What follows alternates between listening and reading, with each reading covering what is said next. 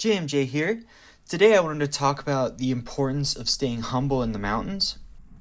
An experience I had that was a little bit embarrassing and a little bit scary. And I'm hoping to share this with you guys so you can learn from it. So a little bit of backstory. I flew in that night. I was all ready to ski some gnarly stuff for my trip. Excited to get out there. I wasn't thinking about how the mountains are ever changing and deserve respect. I was just thinking about the objectives I wanted to accomplish, and that was not the right way to go. The day before, it was about 60 degrees and sunny in Summit County. Then a low came in and we got about 8 to 12 inches of fresh snow, and I was chomping at the bit to get some extreme runs under my belt. So I jumped right into the steep gullies, took one lap, seemed okay, but it was definitely icy underneath as it was 60 degrees the day before.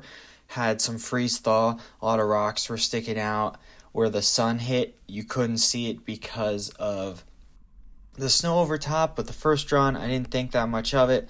I had an okay run down the wide open face, and I thought, why don't I go and get something extreme, something tighter, more of a trophy line before someone else does. Well, what I didn't think about was that maybe no one else was in there for a reason.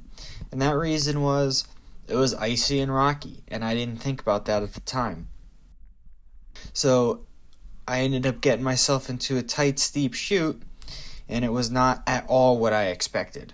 What I expected was untracked powder all the way through, and what I got was dust on crust, rocks sticking up everywhere, and then on top of it, there were hidden rocks under the surface that you couldn't see, and hidden moguls. Anything that's been skied froze over like a hard crust, and you never knew when you were going to hit either a rock or a mogul, making it quite sketchy. And putting myself in the situation, I wanted to ski a gnarly line. It was in a good no-fall zone, and I did not want to hit a patch of ice or a rock and fall and end up sliding down into one of these many rocks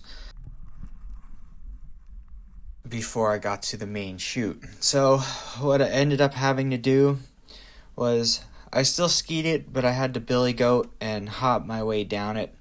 I had to sidestep down a couple sections because they were icier than others. As you can see, the wind blew some sections in.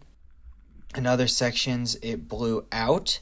And the snow was very variable, from deep and you didn't feel any ice to maybe an inch or two with total ice underneath. And it was just not reliable enough to trust. So I really had to sidestep my way down some parts, as you're seeing here. And I couldn't send it like I wanted to. And it was a little scary, if I made a slip or two, I might be going for a ride. It was not at all the type of skiing that I anticipated.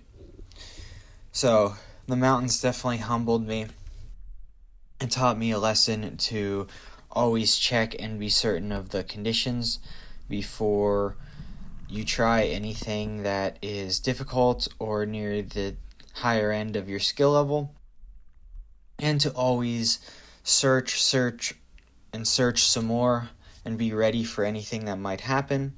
Be totally sure of the conditions, and even then, always be ready for the unexpected. So I think if you do that, that'll keep you safe in the mountains.